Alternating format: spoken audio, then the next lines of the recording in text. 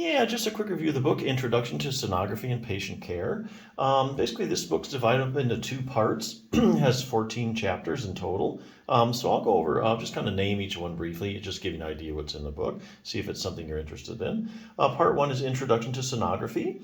Here it talks about foundations for the sonographic student. Has a chapter on the sonographer, a closer look. It goes into historical, current, and future applications of ultrasound in medicine. There's a chapter on professional environment, leadership, and career establishment.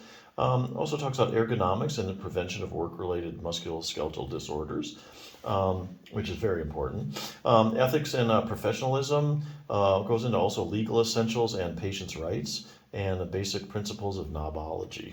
That's kind of cool.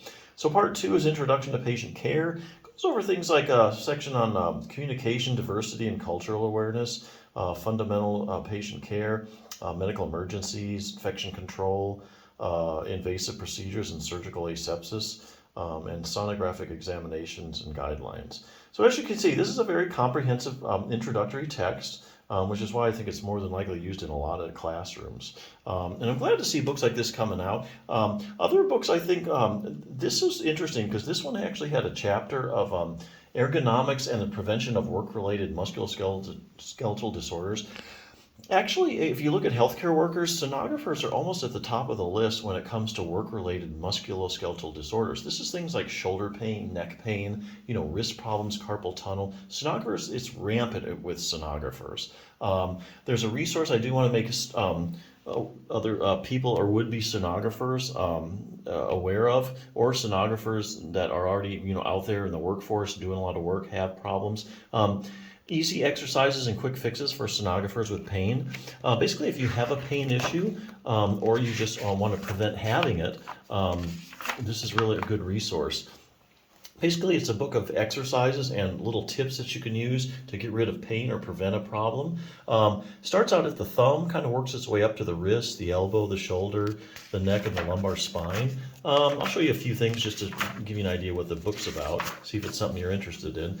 Starts out with like the thumb, shows you like a thumb distraction technique. If you have like thumb arthritis or a lot of thumb pain, joints that are overworked or arthritic, they just love to be distracted. Kind of takes all the pressure off the joint, increases the circulation. There's a couple of muscles here that support the thumb joint, the abductor pollicis longus and the first dorsal interossei. Just a couple exercises. And you do these like twice a week, So you strengthen those stabilizing muscles, you have a lot less thumb problems. The wrist shows you a good technique to lower carpal tunnel pressure. Carpal tunnel syndrome is caused by increased pressure in the carpal tunnel, so this will show you how to keep it down throughout the day. Wrist distraction techniques, if your wrist is bothering you, that treats the joints. As far as treating the muscles and the tendons, they have some stretches, and they also have a couple strengthening exercises. And then they have tips to increase the circulation for your sore wrist. A lot of emphasis on the wrist. Show you how to do contrast therapy, where you alternate, hot and cold. Shows you how to make a hot pack. Also has some massage techniques. You use it with a tennis ball, take you like a minute to do. Kind of really feels good at the end of the day of doing a lot of scans. Also has some self-massage techniques.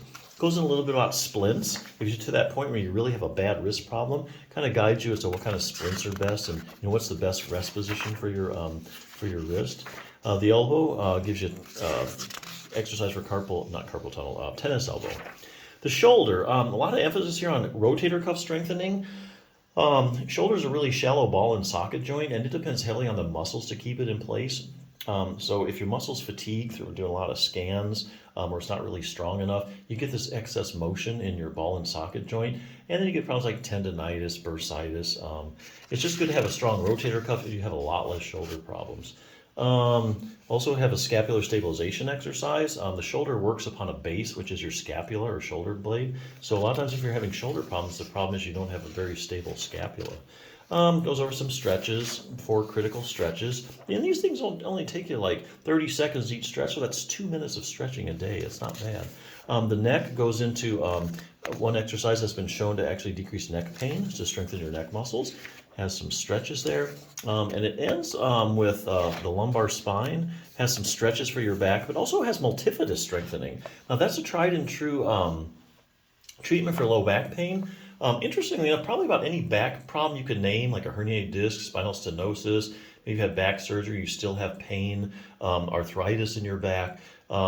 If they go around sticking this, I could probably show you a study where they stick the multifidus in that patient population, and they find that there's a problem with it. Either it's not contracting properly or it's just smaller than normal. The multifidus does, like it says here, multifidus muscles of the back are the key stabilizers of the spine.